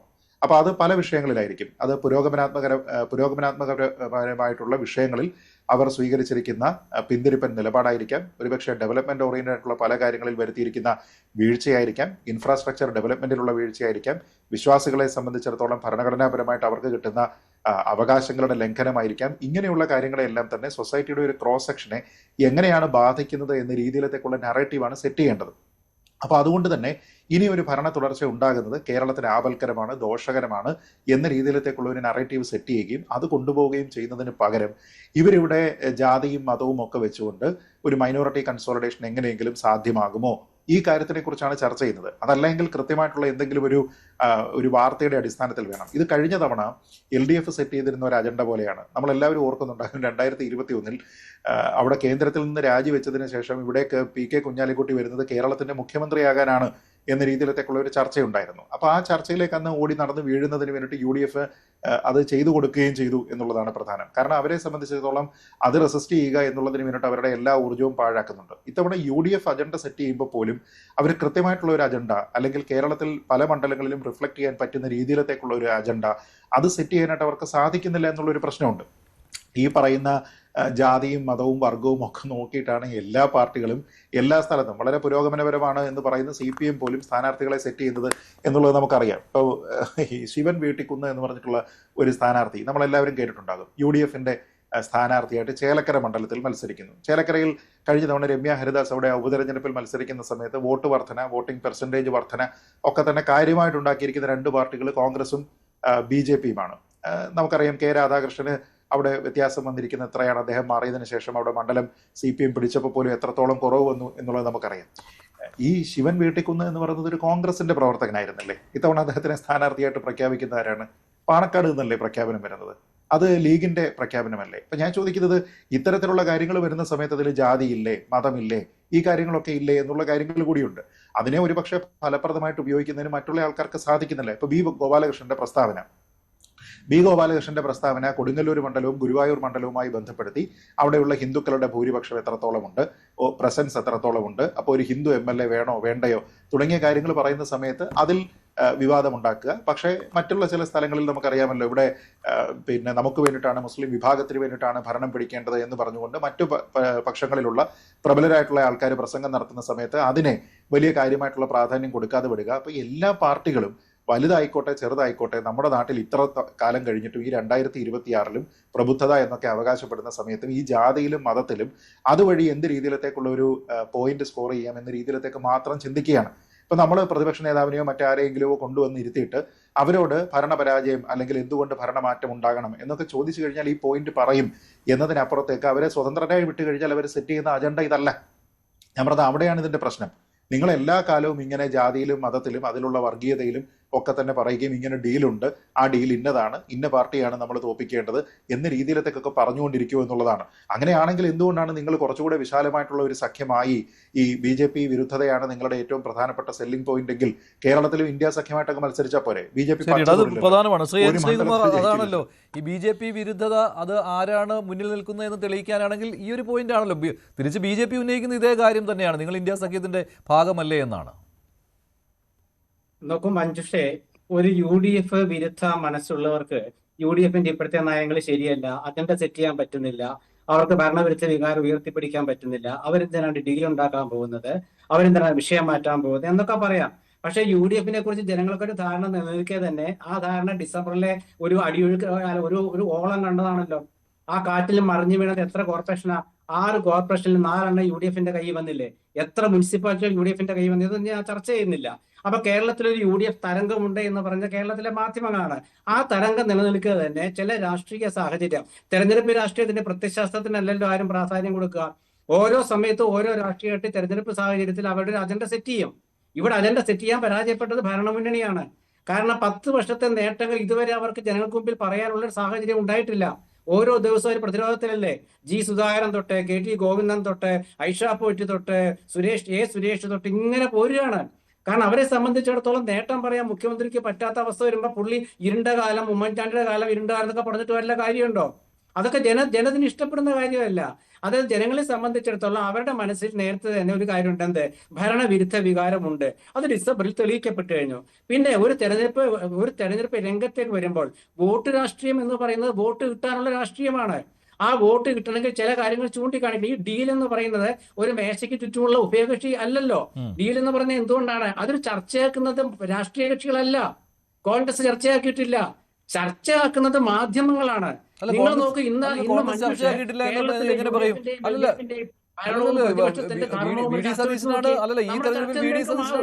പക്ഷെ ഇപ്പൊ നിങ്ങൾ ചർച്ച ചെയ്യുന്ന എന്താണ്? ഈ ഡീലിനെ കുറിച്ചുള്ള ചർച്ചയാണ്. അതിന് അതില് KPCC പ്രസിഡന്റ് വിളിച്ചു.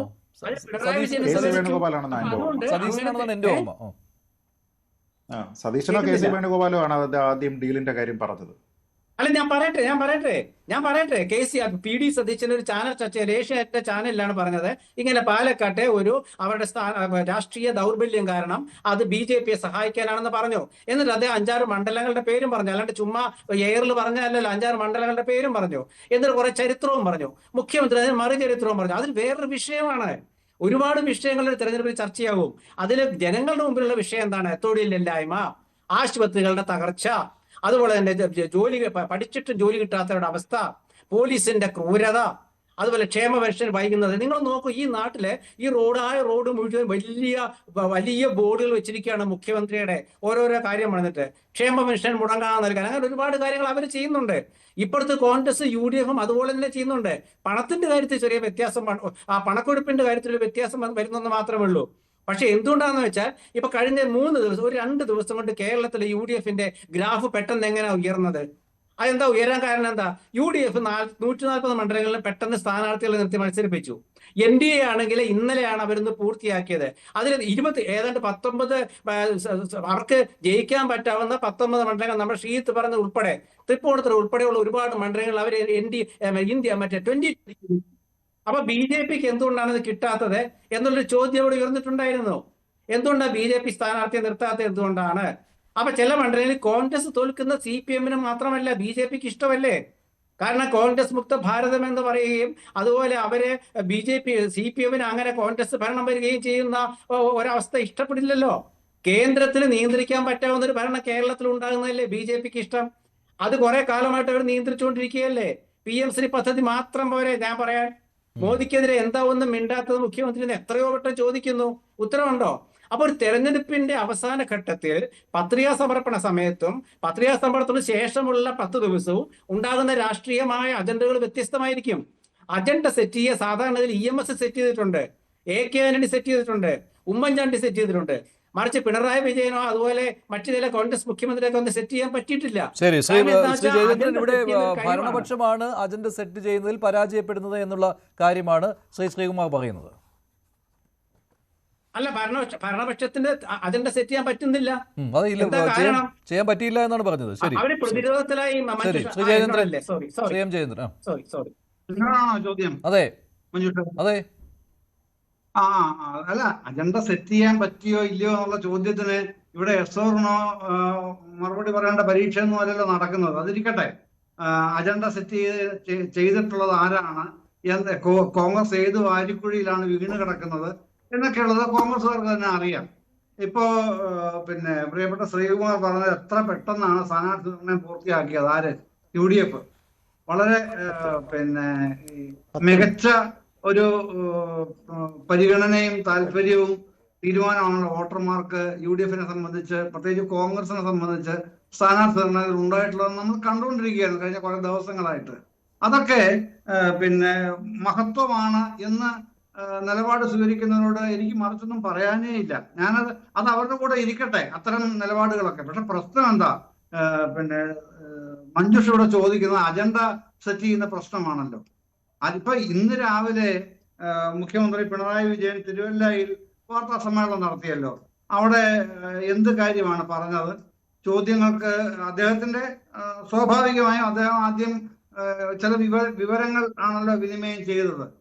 ആ കൂട്ടത്തിലും അതിനുശേഷം പിന്നെ മാധ്യമപ്രവർത്തകരുടെ ചോദ്യങ്ങൾക്ക് മറുപടിയായും പറഞ്ഞത് എന്തായിരുന്നു?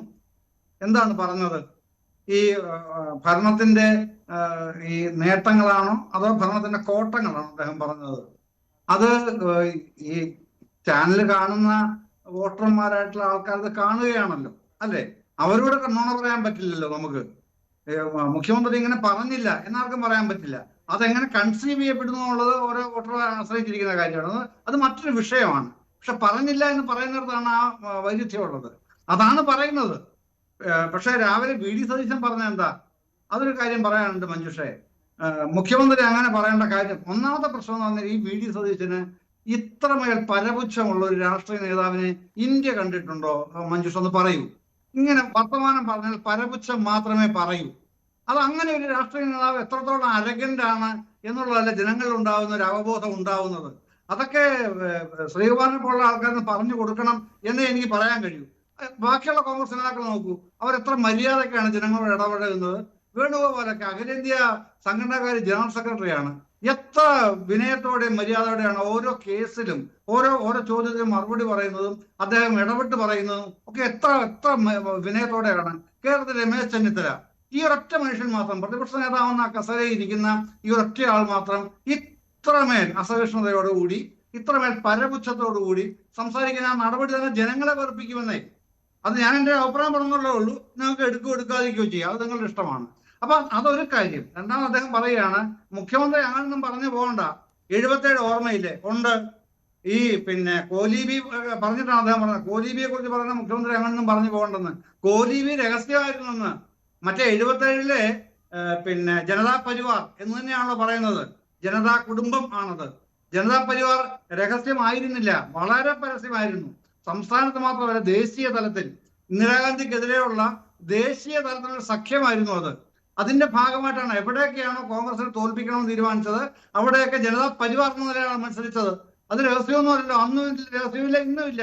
പക്ഷെ കോലീബി ഉണ്ടാക്കിയത് രഹസ്യമായിട്ടാണ്, പിന്നീടാണ് അത് വെളിപ്പെട്ടത്.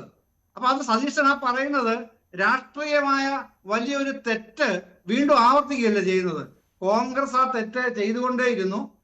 പക്ഷെ അത് യാഥാർത്ഥ്യമാണെന്ന് ഇനി ആർക്കും മൂടി വെക്കാൻ കഴിയില്ല, യാഥാർത്ഥ്യമായിരുന്നു എന്നുള്ളത്. എന്നിട്ടും അതിനെക്കുറിച്ച് എന്തിനാണ് പറയുന്നത്? നിങ്ങൾ 77 അങ്ങനെ പോയില്ലേ?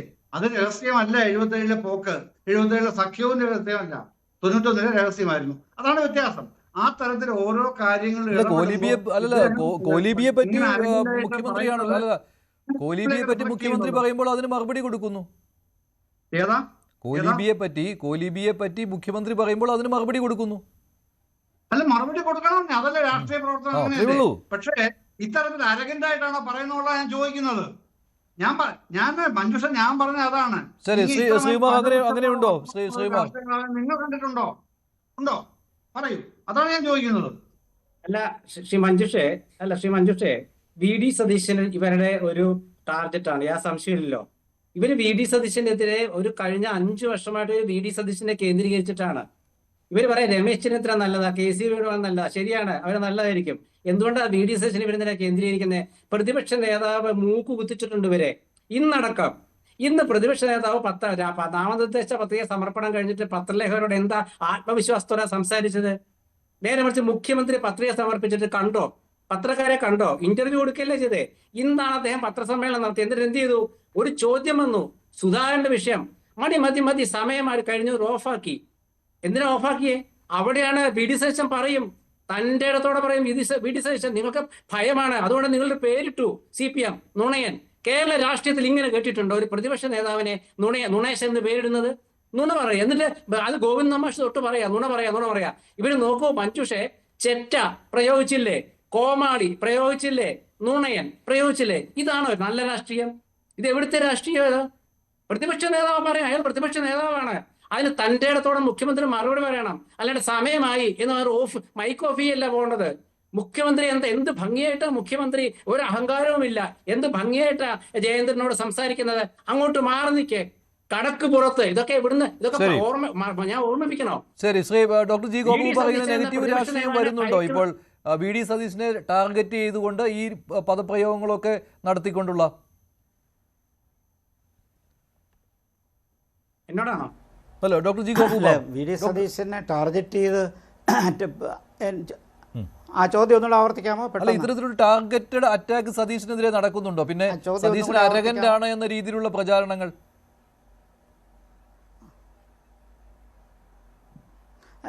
വി ഡി സതീശനെതിരെ ടാർഗറ്റഡായിട്ട് അറ്റാക്ക് നടക്കുന്നുണ്ടെന്നുള്ളത് സത്യമാണ്. കാരണം വി ഡി സതീശൻ്റെ ഷാർപ്പായിട്ടുള്ള പ്രസംഗങ്ങളും ഡേറ്റ അനലൈസ് ചെയ്തുകൊണ്ടുള്ള പ്രസ്താവനകളുമെല്ലാം ഒരുപക്ഷെ ജനങ്ങളിടയിൽ നല്ല ഇമ്പാക്റ്റ് ഉണ്ടാക്കിയിരിക്കാം. ആ നിലയ്ക്ക് തീർച്ചയായിട്ടും ഒരുപക്ഷെ രമേശ് ചെന്നിത്തലയെ അപേക്ഷിച്ചോ മറ്റുള്ള നേതാക്കന്മാരെ അപേക്ഷിച്ചോ ജനഹൃദയത്തിൽ വളരെ പെട്ടെന്ന് ഒരു ആൻറ്റി മാർക്സിസ്റ്റ് ട്രെൻഡ് ഉണ്ടാക്കാൻ സതീശൻ വിജയിച്ചു എന്നുള്ളത് കൊണ്ടാണ് അങ്ങനെയുള്ളൊരു അറ്റാക്ക് വന്നിരിക്കുന്നത്. സതീശൻ അരഗൻ്റാണ് എന്നുള്ളൊരു വാദത്തോടും എനിക്ക് യോജിപ്പില്ല. കാരണം രാഷ്ട്രീയത്തിൽ ഷാർപ്പായിട്ട് പറയേണ്ട കാര്യം ഷാർപ്പായിട്ട് പറയണം. ഇപ്പോൾ നമുക്ക് മുഖ്യമന്ത്രിയെക്കുറിച്ച് ഇപ്പോൾ തീർച്ചയായിട്ടും ശ്രീകുമാർ പറഞ്ഞു. അതേപോലെ തന്നെ തോമസ് ഐസക്ക് സാധാരണ സംസാരിക്കുന്നത് നമ്മൾ ശ്രദ്ധിച്ചാൽ മറ്റെല്ലാവരെയും പരിഹസിച്ചിട്ടല്ലേ സംസാരിക്കുന്നത്. ഞാൻ പിഷാരിയുടെ സംഭവം മാത്രമല്ല, അതിനു മുമ്പും മിക്കവാറും എല്ലാ കാര്യങ്ങളും തോമസ് ഐസക്ക് സംസാരിക്കുമ്പോൾ ആദ്യം മറ്റുള്ളവരെ കളിയാക്കിക്കൊണ്ട് വളരെ നിസ്സാരവൽക്കരിച്ചല്ലേ പറയുന്നത്. അപ്പോൾ അതുകൊണ്ട് അങ്ങനെയുള്ള പ്രയോഗങ്ങൾ എല്ലാ കൂട്ടത്തിലുമുണ്ട്, രണ്ട് കൂട്ടരുടെ കൂട്ടത്തിലുമുണ്ട്. പക്ഷേ സതീശൻ പറയുന്നത് അങ്ങനെ ഒരു അഹങ്കാരത്തിൻ്റെ സ്വഭാവമാണെന്ന് ഞാൻ വിശ്വസിക്കുന്നില്ല. മറിച്ച് അദ്ദേഹത്തിന് ക്ലാരിറ്റിയോടുകൂടി പറയാൻ പറ്റുമെന്നാണ് ഞാൻ വിശ്വസിക്കുന്നത്. നല്ല റിസർച്ച് ചെയ്തിട്ടാണ് പറയുന്നത്, അത് അനലൈസ് ചെയ്ത് ഷാർപ്പായിട്ട് പറയുന്നുണ്ട്. ആ പറയുന്നത് ശക്തിയായിട്ട് എംഫസൈസ് ചെയ്യുന്നുണ്ട്. അതിൻ്റെ ഒരു പ്രത്യേകത ഉണ്ടെന്നല്ലാതെ അദ്ദേഹത്തിൻ്റെ ഒരു അഹന്തയുടെ സ്വഭാവം ഞാൻ കണ്ടിട്ടില്ല. ശരി, നന്ദി. ചർച്ചയിൽ പങ്കെടുത്ത എല്ലാവർക്കും ഇന്നത്തെ ചോദ്യം ഇതായിരുന്നു: ഒന്നാം ആഴ്ചയിൽ UDF മുന്നിലെത്തിയോ? മുന്നിലെത്തിയെന്ന് 77% പ്രേക്ഷകർ, ഇല്ല എന്ന് 20%.